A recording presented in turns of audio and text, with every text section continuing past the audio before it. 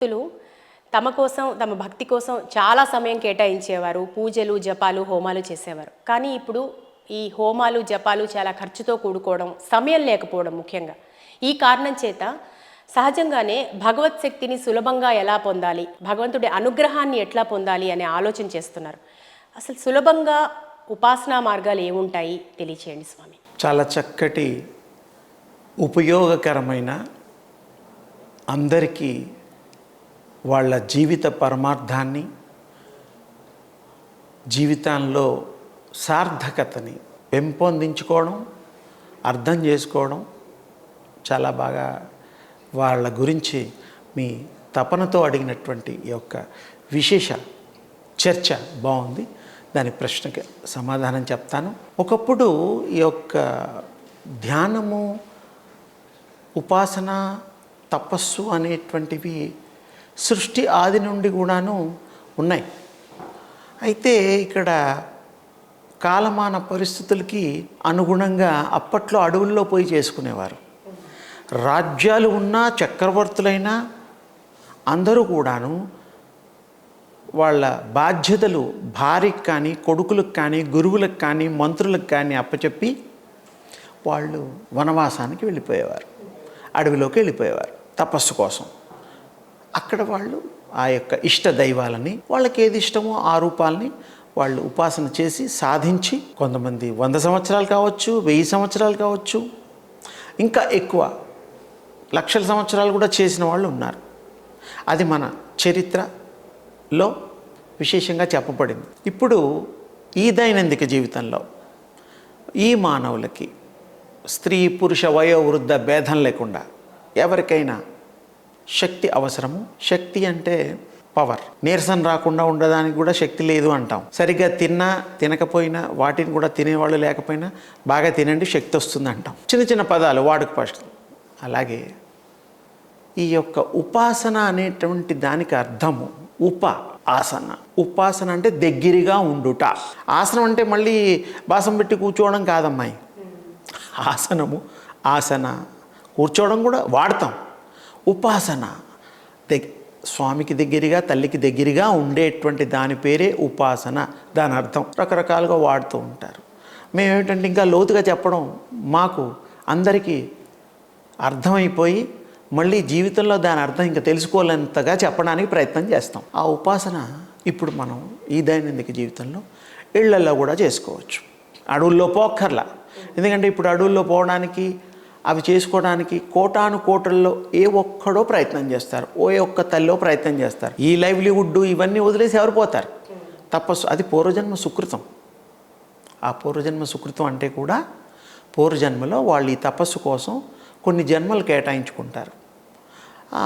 ఉదాహరణకి మనం హైదరాబాద్లో హైటెక్ సిటీలో పని చేసుకుంటున్నాం.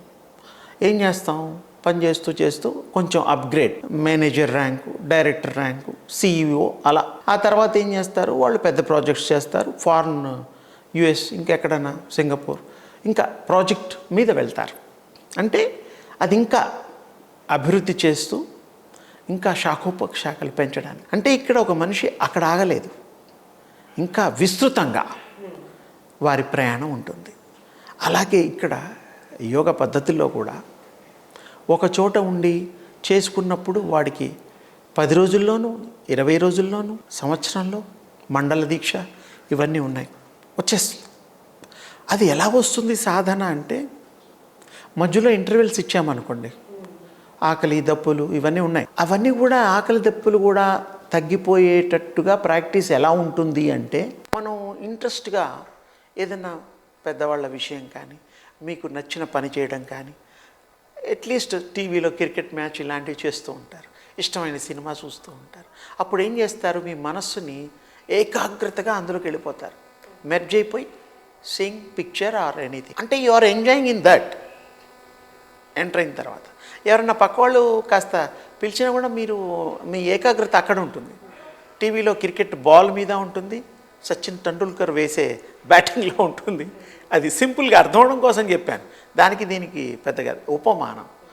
అలాగే ఇక్కడ కూడాను మనస్సు పెట్టి ఎలాగైతే మనం ఒక దీంట్లో మెర్జ్ అయిపోతామో, అలాగే ధ్యానము ఏకాగ్రతతో చేస్తే గంటలో కూడా మీరు సాధించవచ్చు. 1 అవర్. 1 అవర్ అంటే ఎంత తక్కువ టైం? కొంతమందికి 10 రోజులు అర్ధమండల దీక్ష, స్వామి అయ్యప్పలు వాళ్ళు 40 రోజుల దీక్ష, ఇలా ఉన్నాయి. ఇవన్నిటికి కూడా మూలం ధ్యానము, ఏకాగ్రత. ఏకాగ్రతతో సాధించవచ్చు ఏదైనా. అందుకని మనం ఏకాగ్రతలో, ఉపాసనలో ఇది చాలా ముఖ్యమైనటువంటిది. ఇష్టపూర్తిగా చేయగలిగిన వాడికి ఈజీగా, ఊహించలేనంత తొందరగా వచ్చేస్తుంది. ఇందులో మంత్రంతో సహా చేయొచ్చు. గురుముఖత తీసుకున్న మంత్రం కొంతమందికి పూర్వజన్మ సుకృతంతో అవి కంటిన్యూ అయిపోతూ ఉంటాయి. ఎవరు గురువులు ఉండరు, అవి వచ్చేస్తూ ఉంటాయి. వాళ్ళకి ఆ స్ఫురణ, ఆ యొక్క దృశ్య మాలికలు వచ్చేస్తుంటాయి. ఇలా ఆ దేవతని, దేవుళ్ళని, ఆ రూపాల్ని మనం సాక్షాత్కారం చేసుకోవచ్చు.